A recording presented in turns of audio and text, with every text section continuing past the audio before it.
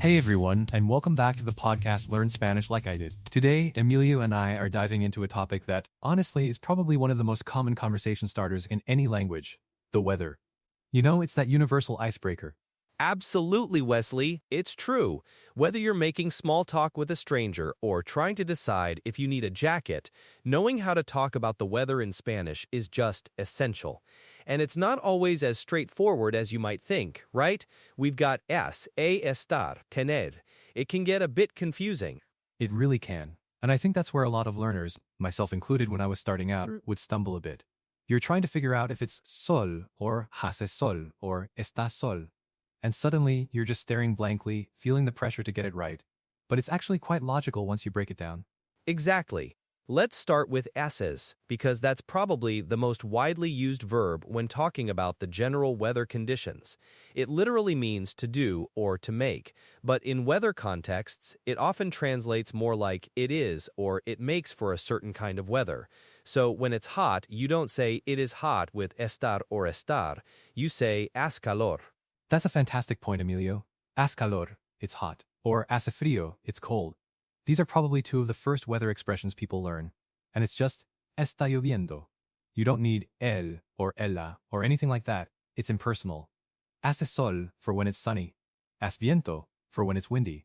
It's really about the general atmospheric condition. And it covers so many common scenarios. I remember one time I was in Seville in July and someone asked me, ¿Qué tiempo hace?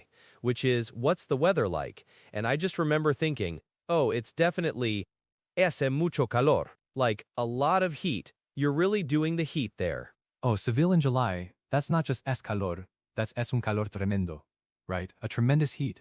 But also it's used for the general good or bad weather, like es buen tiempo for good weather or hace mal tiempo for bad weather. It's a really versatile verb for describing the overall feel of the day. Yeah, it sets the tone, so if you're ever wondering what kind of day it is weather-wise, haces is often your go-to. But then we switch gears a bit when we talk about estar, don't we?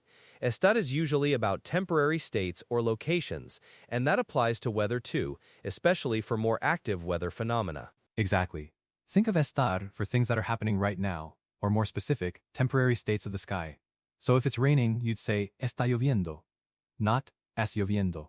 That would just sound really odd to a native speaker. Está nevando for when it's snowing. Está nublado for when it's cloudy. These are current conditions, often actions. Right, it's a state of being for the weather. Like, the sky is cloudy, it is raining.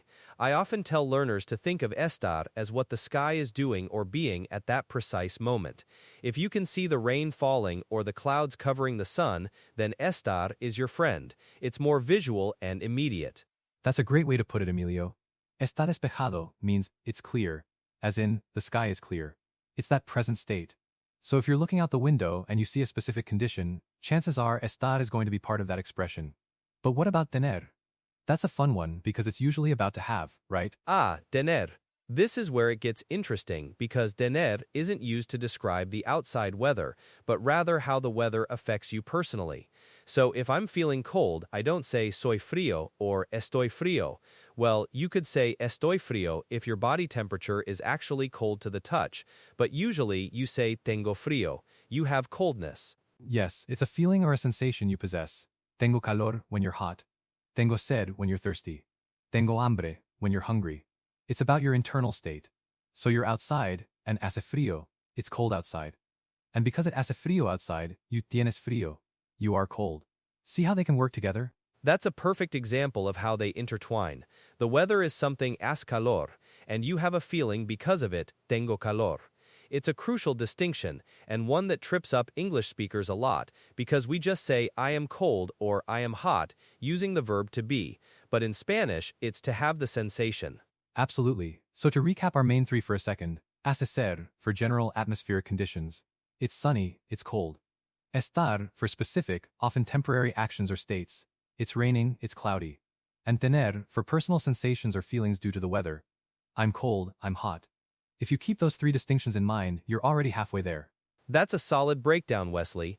Now, moving beyond just today's forecast, let's talk about seasons, las estaciones, because the weather, of course, changes drastically from one to the next, and knowing the seasons helps you contextualize weather discussions. Definitely. So we have la primavera for spring, el verano for summer, el otoño for autumn or fall, and el invierno for winter. Pretty straightforward nouns, but it's how you combine them with weather expressions that really brings your Spanish to life. For sure, like in la primavera, ese buen tiempo often, but está lloviendo can happen a lot too, right? April showers bring May flowers, as they say. Or in verano, it almost always es calor, and often es sol. Though depending on where you are, está lloviendo could happen in summer too. And it's interesting how those expressions shift with location, even within a Spanish-speaking country. For example, en invierno, in Madrid, hace frío. And sometimes, nieva. It snows.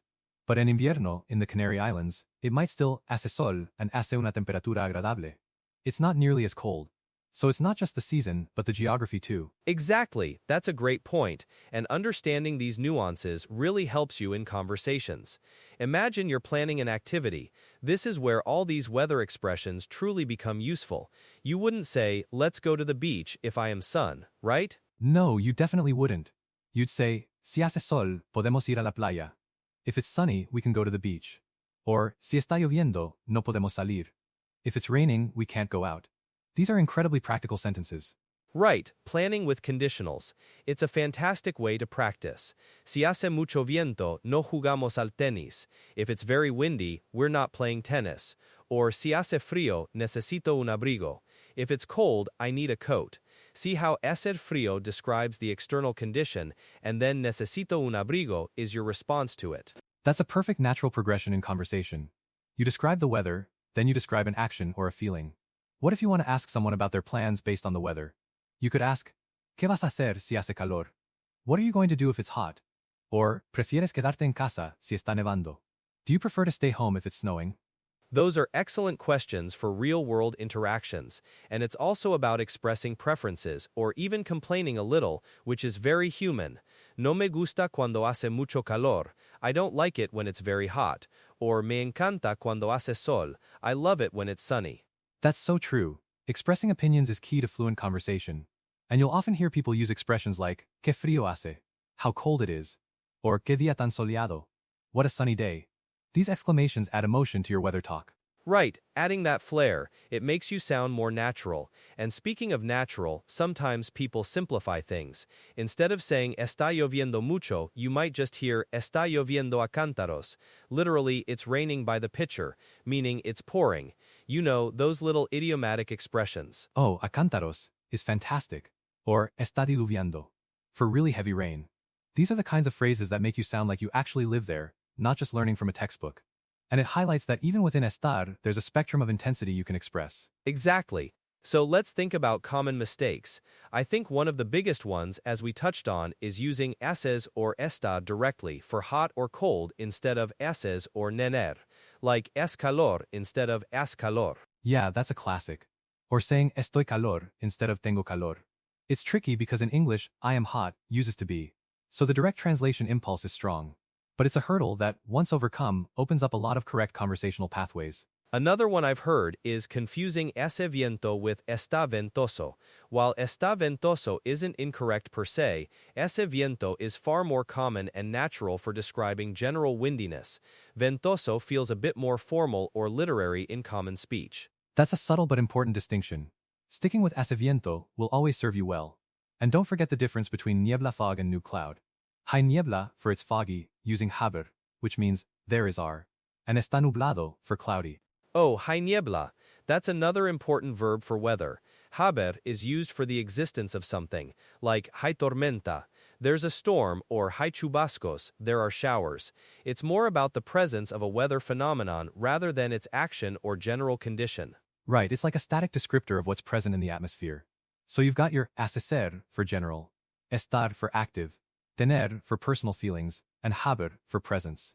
That's a pretty robust toolkit for talking about virtually any weather condition. Exactly, and my biggest tip for learners is to pay attention to how native speakers use these. Listen to the weather report on Spanish TV, or if you're traveling, just listen to casual conversations. You'll quickly pick up on the patterns and realize it's not arbitrary. That's how I learned a lot of it too, through immersion. When you hear es calor, every single day when you step outside, it just sticks. And try to think in Spanish when you describe the weather in your head. Instead of it's cold today, think hoy hace frío. Yeah, integrate it into your daily thoughts. You'll be surprised how quickly it becomes second nature. And don't be afraid to make mistakes. Someone will usually correct you gently, or you'll just notice the different phrasing. Precisely. Let's do a quick lightning round of phrases. I'll give a situation and you tell me the Spanish, Emilio. How do you say it's cloudy? Está nublado. Good, it's sunny. Hace sol. I am cold because of the weather. Tengo frío. It's raining. Está lloviendo. There is fog. Hay niebla. Excellent, you've got it down. And our listeners can practice this exact same way. Just look outside, think about what's happening, and try to form the Spanish sentence in your head. That's really the key to internalizing it. Make it part of your routine. And remember, the more you practice, the more natural it becomes. Don't let the nuances of haces, estar, tener, and haber intimidate you. Exactly. They're just tools, and once you know what each tool is for, building those sentences becomes so much easier.